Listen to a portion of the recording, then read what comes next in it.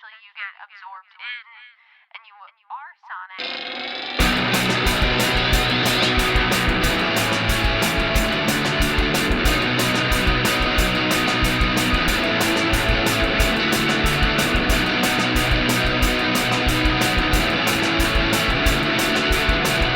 Ahoy, mateys!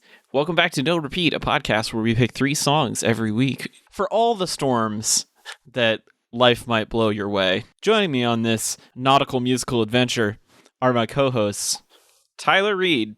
Hey, all you sea monkeys, this is Howard Mad Murphy, coming to you on Pirate Radio.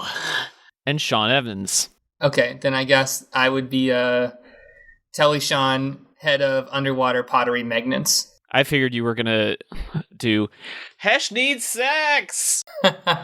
That's right, folks, if you couldn't tell from all the puns, we're talking about the ocean this week. And Tyler, why are we talking about the ocean?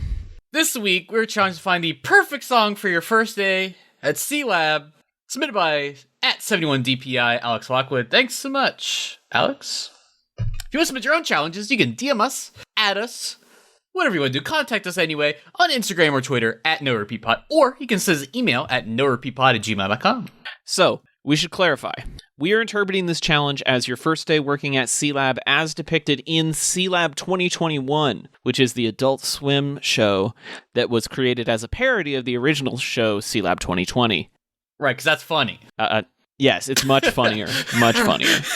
So if you have not watched Sealab 2021, basically what it is it's one of the first Adult Swim shows back when they had like basically no money, and they took the existing stock animation from this old environmentally themed children's cartoon and then dubbed it with their own voices, basically turning it into like a surreal workplace comedy where the captain who is in charge of Sealab is like even dumber than Michael Scott on The Office. Like he's just a grade A like imbecile basically. And everyone else on Sealab is mostly competent and good at their jobs and like talented scientific researchers, mostly except for a couple. And they just have to like deal with his antics. And every episode escalates basically beyond the point of no return. And I think there's only like 6 episodes that don't end in the complete destruction of Sealab. Right. It is an acquired taste, to say the least. Some of the humor has not aged super well. I think the pacing in particular feels very late night cable in the early 2000s. If you made this show now, it would be a lot snappier for the YouTube generation. But, you know, it's a show I had never really watched a lot of, and I went through and watched the first season this week in preparation for this challenge, and I gotta say, I enjoyed it more than I thought I would. What's your guys' experience with Sealab? I also watched it for the first time, this year in 2021. Just because I think it was on. It was probably because I had just gotten done watching original Star Trek again, the original series. And I feel like that Captain Kirk character kind of like finds its way into a lot of the animated shows around this time. Like Futurama has Captain Brannigan, and I feel like a little bit of Sealab 2020's Captain Hank. I forget what. Yeah, Captain Hank has some of those like Kirk-esque elements to him, but absurd, like just voyeuring on people on the TVs and just acting like a moron. I think you nailed it when you said it's like The Office, but a little bit more absurd. And by a little bit, I mean really absurd. Yeah, it's a sort of Majora's Mask, time reset, time travel reset, multiverse experience. You're like, yeah, this makes sense. I watched Space Ghost Coast to Coast at a very early age, probably before I should have, because most of the things that they talked about, I don't know if I understood, but I was so engaged just by the banter that I sort of like bought into it. And like I distinctly remember having Cartoon Network, and those were like the original actual cartoons played at a time like when I had it when I was very young. And so like it was kind of interesting to like watch those as like in the authentic form of themselves, and then to watch those like sort of like parodies of themselves. Like I think it's almost like in a way maybe like kind of like the best like experience to at least have like a surface understanding of kind of like what not the like what's going on in it.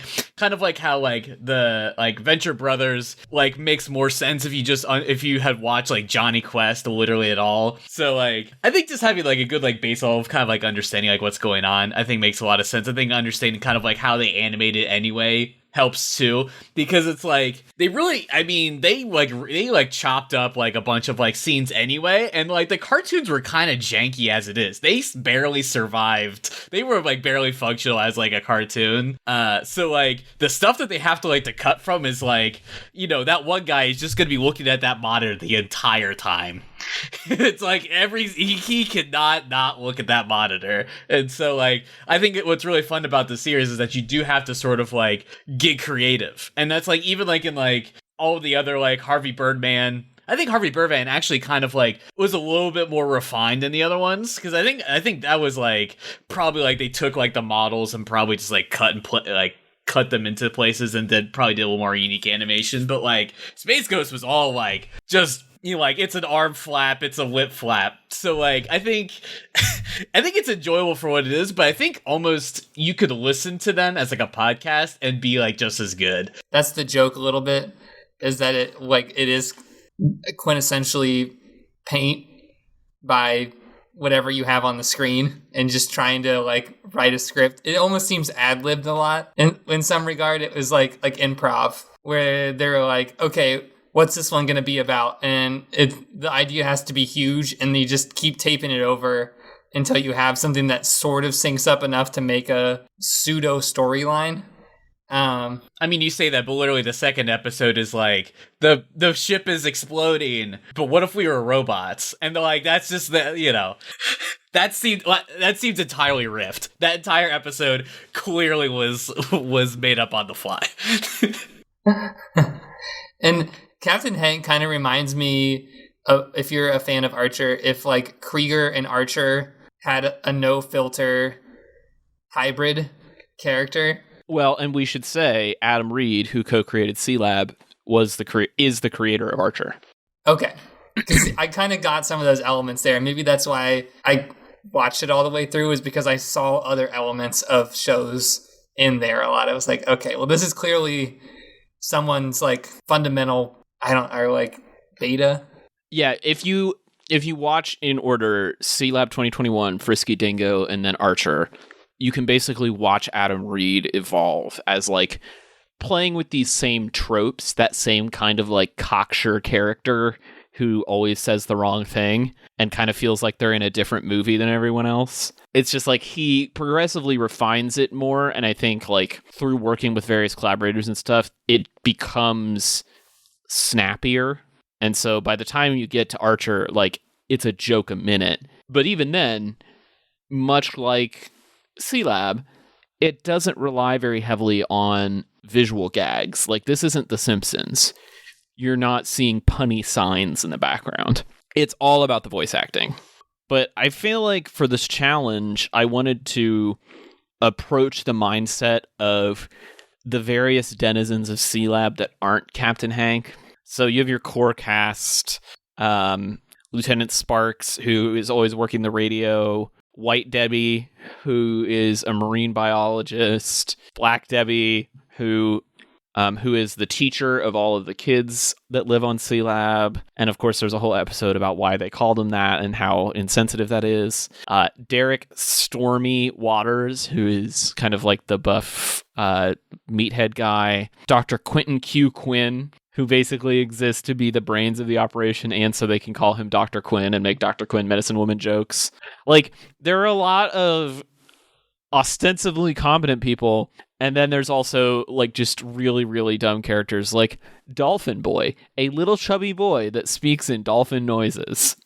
Wikipedia describes him as one of the orphans that inhabit Sealab for some reason. Later seasons include another human-animal hybrid, Sharko, who is a half-human, half-shark freak, as Wikipedia describes them. So the show is very, like, it has a dense universe despite having almost no continuity or continuous plot. And much like the original Star Trek, it has a lot of red shirts, as the term goes, whose existence on the show is purely to scream and die. And so for me, I was trying to think of like a person who is coming into Sealab as one of those red shirts, and maybe they work for one of your core cast members, maybe they work for Stormy Waters, or they're like an assistant to Dr. Quinn. And they've come in here all excited because they're working for the government on this, secret research station under the sea, and they're going to go live on Sealab and have a glorious life down there. And then they get there and they realize what Sealab really is, which is kind of a mess run by a dude who literally can't remember half of his crew's names most of the time. So, any fast food job you've ever had, basically. Yeah, basically, right. So I was first to submit this week, but I'm gonna be honest, I had no idea how to even begin to approach this. I was like, I just want to find something tangentially nautical that maybe has any lyrical reference to the ocean or underwater or anything. And then I felt like I wanted to match the sort of the tone of the intro in a way, because it's sort of a little nice little pop punk sort of jingle song, and it's really nice. And so I was like, well, I feel like maybe their advertising campaign would use this song, or I don't know. I don't know if I could say how exactly this fits into the narrative.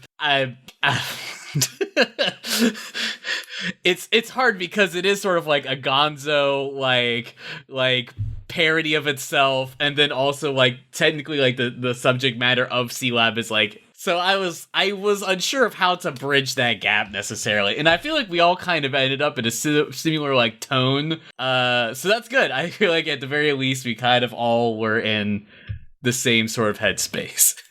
Yeah. I had two directions when I started. One was either really crazy and nonsensical, or kind of garage rocky and a little a little underperformed, I guess, because the show of the nature of what the show is.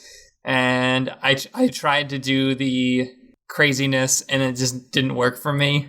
So I went with something that I felt like I could probably handle better, but I really wanted to find a song that was probably out, or a band that was less known. I feel like this show kind of has an indie feel.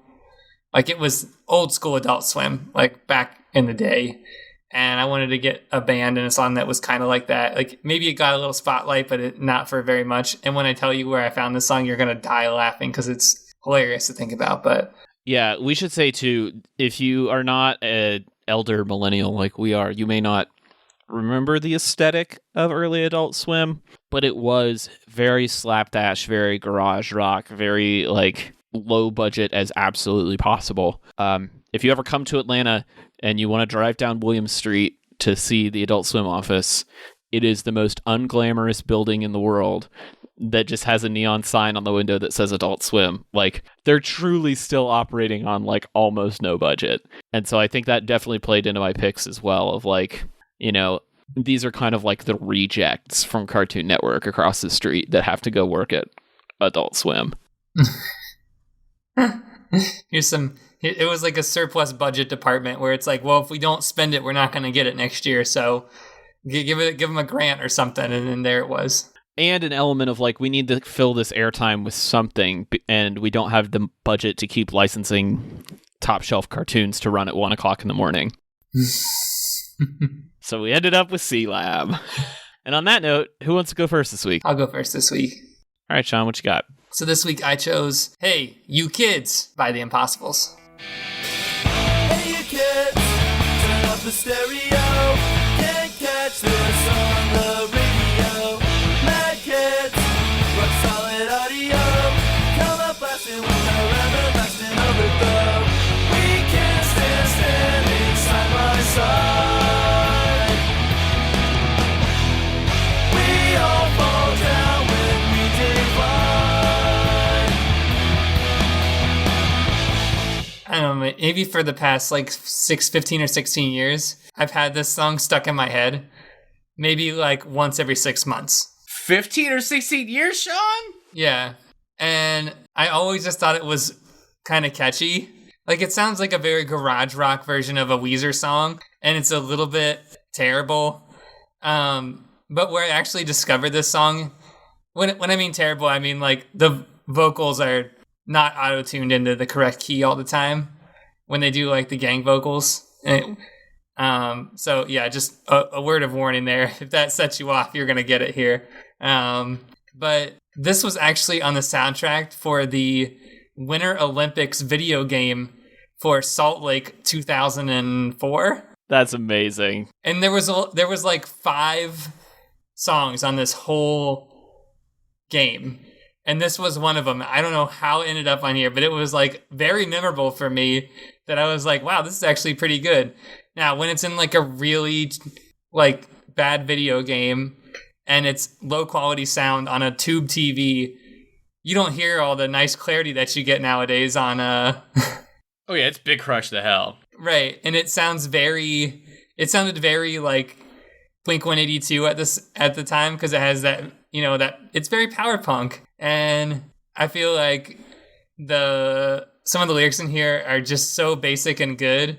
Like, my kids rock solid audio. Like, there's not a lot of things to write home about on this song, but it's an earworm for me. And I just kept thinking about it every once in a while. And I finally went and looked it up. I think I went on Wikipedia and looked up the video game, and I was like, this has to be on here somewhere. Like, somebody out there has to have loved this game enough to put something about it, and it was on there. And I listened to all the other songs, and I was not as impressed as I was with this one again. So that's how I found it. And I think Sealab just really worked out for it. Like, it fit that vibe of that make something work for something, and hopefully it's good, right? Like, it's kind of experimental. And so, yeah, I feel like this would be a great close-in song for a Sealab 2020 show. And that's why I put it on here. Like, it just worked.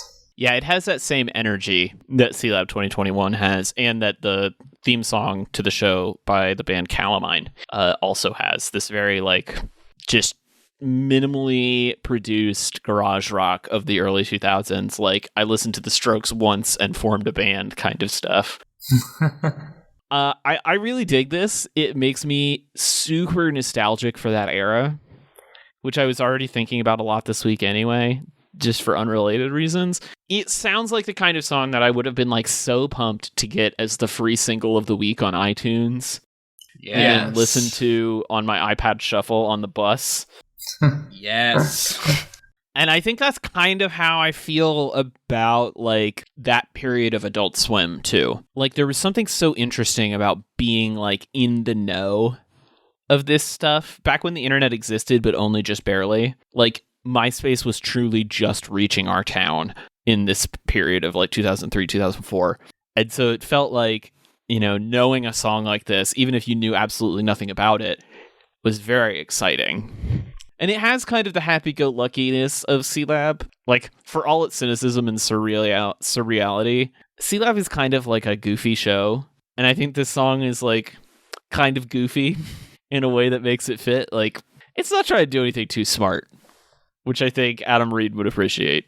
So I kind of came into this having no idea what to expect for like any of these songs. Like, I listened to them and I was like, all right, how are we gonna spin this somehow for this challenge? What's gonna happen here? And I'm glad that this is sort of like a vibe check, because that's fine with me. I mean honestly, I like listened to this like the first time and I was like, okay, cool. I mean, this is great. I love this. Because I do feel like in some way I've sort of been pining, I think, for this sort of era, kind of like Taylor has been talking about, sort of like, I'm trying to think of like what kind of like, let's see, I'm trying to think of what I've been listening to lately that kind of brings me up with this. Anyway, I mean, like, oh god, what is this band I'm trying to think of? Anyway, it doesn't matter. This sounds like a million different bands, but like, I think that's kind of fun to think about this song as like, this could be in like the Sealab 2021 like video game. If there was like a soundtrack, like if they were like, or if they like released like, this is like our OST of like, what if like every song was kind of like maybe like a Gossip Girl or whatever, where it's like, here's the song of the week, and so like they would feature like some smaller indie artists, and I feel like this would definitely be the sort of aesthetic that I feel like they would throw onto this sort of thing. Do we know anything about the artist who recorded the original theme, or not the original theme, but the intro theme, The theme to Sealab? Yeah, the 2021. I don't actually know if 2020 had a. The theme to Sealab 2021 is a song called Sealab, which was written by Julie Stepanek, who worked on the show, and it was performed by the band Calamine. I can't find anything about them online other than the fact that they did exist. They probably don't exist. Well, perfect. Do we know anything about the Impossibles, Sean? No. No? So I looked them up too. Okay. They were as Wikipedia says, rock band from Austin, Texas. They were on Fueled by Ramen, which very influential punk rock label of the 2000s. They released a few albums from 1997 through 2001 and then broke up. They got back together for a reunion in 2013 and did some touring. And then one of their original members died of kidney failure in 2015. So that was kind of the end of that. Oh, that sucks. That's interesting they're on Fueled by Ramen. I feel like that was the problem with Fueled by Ramen became, that I feel like they went in a much more like pop-centric direction. And that's why, and ended up being like why a lot of the people from Les and Jake who founded that record label like moved on and just made like another record label. So this must have been like very early on in their recording and their artist roster. But no, this is definitely Sean, have you listened to any more of their songs? Yeah, I listened to Connecticut, which is another song that came off the same album. But no, I haven't really investigated them all too much at this moment, no. Quick update, the band Calamine, indie pop band from New York City. It looks like they were only active in the early 2000s. So probably, almost literally, probably signed up to do that intro, and that was it, one and done. Yeah, they released one EP and then that theme song. So yeah. Anyway, all this to say, I feel like the Impossibles embody the DIY ethos both of Sealab 2021, the literal crew who are always trying their best, who are always just doing the best they can, but end up crashing and burning in one way or another. It all feels the same energy. Great DIY punk ethos. Love it.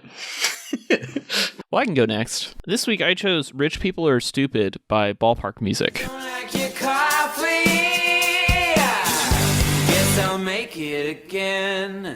On my way to work on Sunday morning, I feel mighty fine.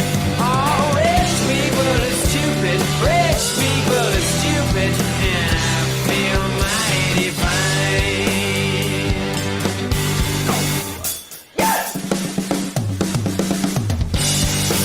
So jumping ahead about 10 years from where we just were, Ballpark Music is a indie rock band from Brisbane, Australia. This song was kind of their debut single. It was quickly eclipsed by their big hit, It's Nice to Be Alive, both of which were on their debut record, Happiness in Surrounding Suburbs. I kind of lost track of this band, and someone recently reached out to me and told me their new album is really good. I have not listened to it yet. But I loved this record because it, in 2014 when it came out, felt like jumping back to 2004. Like, it had that ethos that bands like the Impossibles have of like just goofy, like slapped together garage rock. I love the like slightly off vocal delivery on the verses here, where like the harmony's just not quite right, and that's what makes it good. Especially in a song that's like kind of aggressive and about like late stage capitalism. And I love that the bridge of this song is basically just like a breakdown, but like in a stupid way. It's like a call and response with the drums, but everything just kind of feels like what some teenagers would do in their garage. Like, there's nothing overly unique about this song in a lot of ways, but I think it's just fun. And I think it would fit in the Sealab vein, especially with its like sentiment of Like going to this job and feeling mighty fine about it, and then dealing with customers and being like, oh my God, rich people are stupid. Do they have customers? Like, I feel like it's waking up on Sealab, seeing the beautiful ocean, and then you have to deal with Captain Hank, and you're like, ah, damn it. Like, I gotta deal with this again today. That's kind of what I'm imagining. I feel like this is the alarm clock music for every employee at Sealab. Is Captain Murphy rich?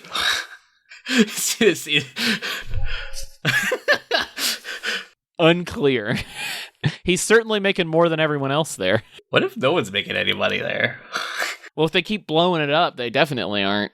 Right. I don't understand how. How does compensation work on Sealab? Is there a workers' comp? Is there HR somewhere? It really is like a Michael Scott situation where you're like, I don't know how this paper company is still in business, which they do explore in that show. Sealab does not have the patience to explore such things. I feel like it just, first off, this music video makes me want to throw up. Yes, thank you. Oh, this music video is real cringe. A man shaves his mustache, rolls it into a cigarette, and smokes it. There you go. I spoiled the music video for you. Spoilers. It's grotesque. No. I'm trying to put my thoughts together. I like this song, and I think that we did pick similar things, which made me feel good. I didn't listen to either of your songs before I picked my song, because I didn't want to. This is one of those things where we could have gone any direction, right? And I wanted to stick with the organicness of it and say, like, okay, if mine's wrong, then I'm just going to be the one that's wrong this week. But I think I think the three of us working together on this show, we have kind of figured out patterns. We kind of know what stuff is going to be like. So, but yeah, I like the garageness of this band. It's really interesting because there's not a lot happening. It's pretty clean for a rock song. There's not a lot of distortion. There's not like heavy drums and crash cymbals all over the place. It's this is what it is. It's like driving rock and roll, I guess. Maybe if that's the thing. Yeah, this is an interesting. And you say you heard the new album was pretty good? Yeah, I completely lost track of them. They've put out 5 albums since then. And their most recent one, self-titled Ballpark Music, came out in 2020 and was number 2 record in Australia when it launched. Okay. So they're doing pretty well, apparently. Okay. Yeah, the sort of call and response of like the sort of chorus in this song is pretty cool. You're right. I actually really enjoy that. And this sort of feels like I feel like all the songs we kind of picked feel like a sort of like end of summer, like fall, like sort of like sound, because I feel like, it's sort of like the grind of like the all hot summer day, and it kind of starts to like cool down a little bit. Because I feel like the start of summer, you're like, party, let's go. We're on the islands, and I feel like this has been a sound I've kind of like been drifting back towards as like, like fall's is like around the corner. It's like August. Let's take it easy. But I sort of like the idea of you like embodying like the random red shirt of Sealab and being like, I probably feel this way. I imagine anyone who works in I guess they work in like a non-profit sector, maybe? Unless this is like a privatized Sealab? I don't know. It doesn't matter. It's very unclear. Yeah. The narrative tapestry is not exactly woven too tight. But that being said, this song's sick. I think both these songs go great on a playlist together. I think this will go on this playlist just fine. All right, Tyler. That means you're next. This week I chose Ocean Man by Ween. Ocean man, take me by the hand, lead me to the land that you understand. Ocean man, the voyage to the corner of the globe is a real trip. Ocean man, the crust of the tan man, and by the sand, soaking up the thirst of the land. Ocean man, can you see through the wonder of amazement at the open man? So Ween is a really weird band, and this album is really weird.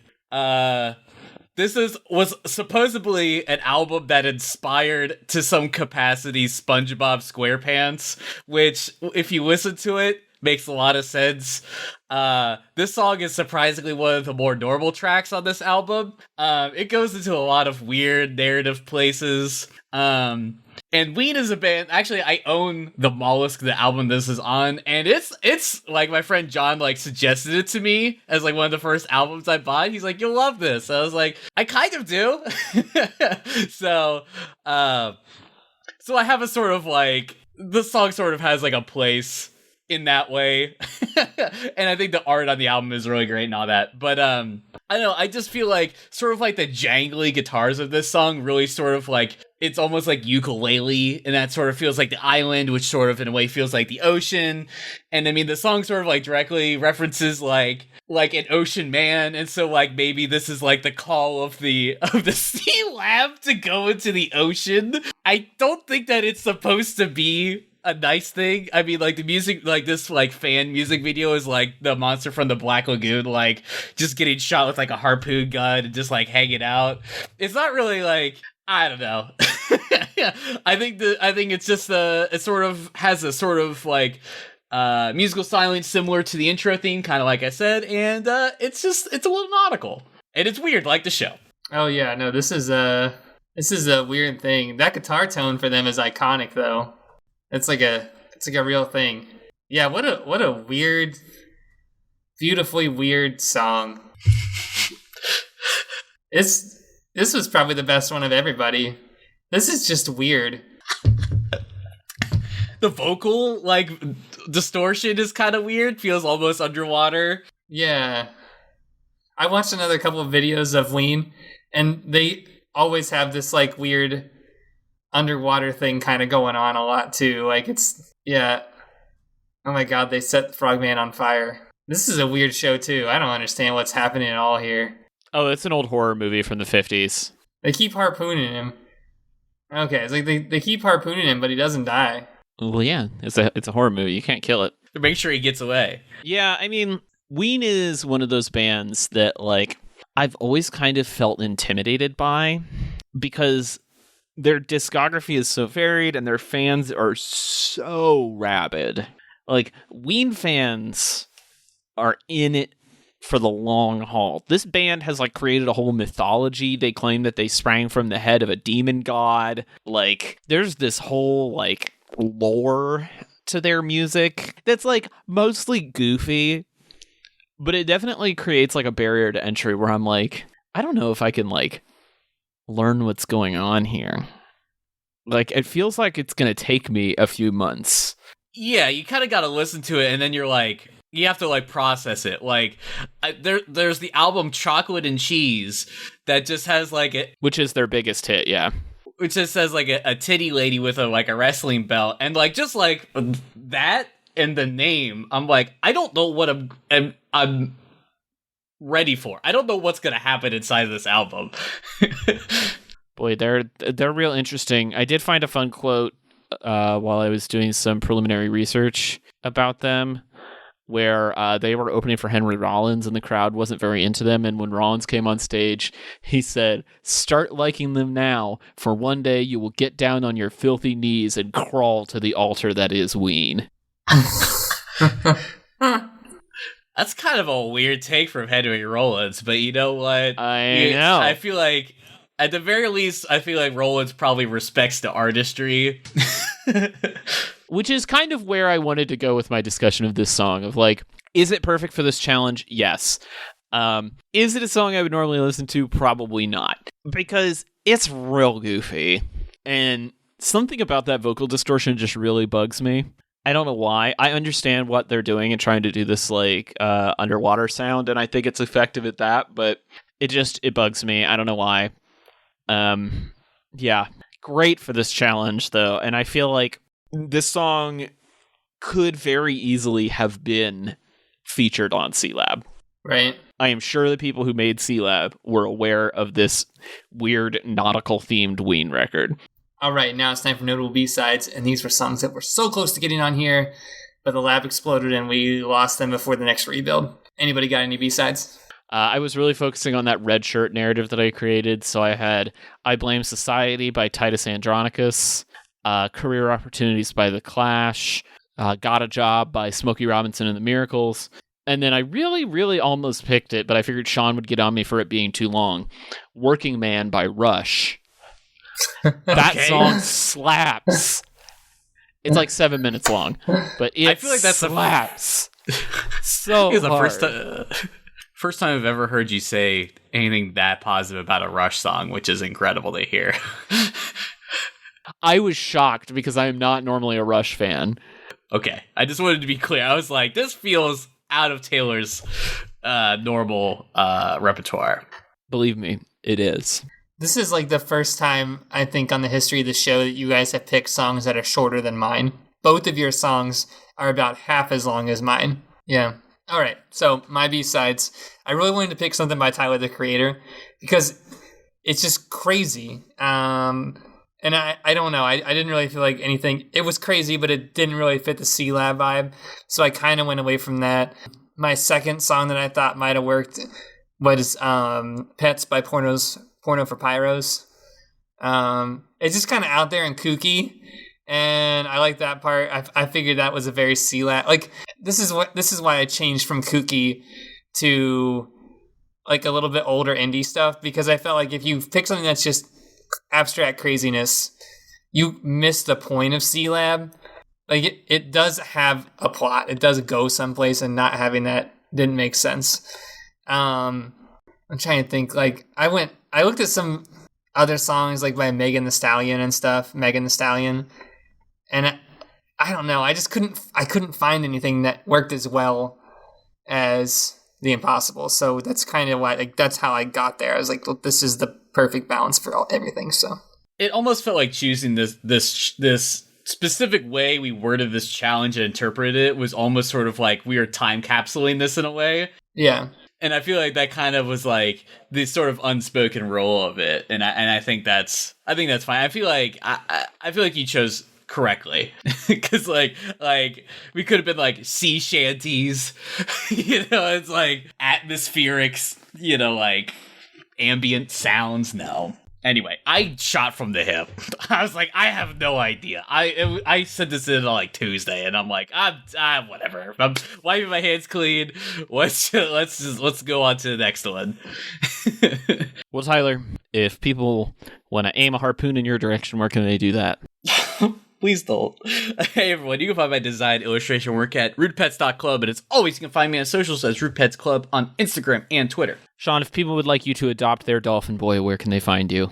You can find me on Instagram at TellySean. If you want to throw a mutiny against me, you can find me on the socials at TC Olmstead. All these songs will be on the official No Repeat podcast playlist. And maybe we'll be back on another episode of No Repeat next week if our submerged laboratory survives. I'm getting a lot of blinking lights and sirens.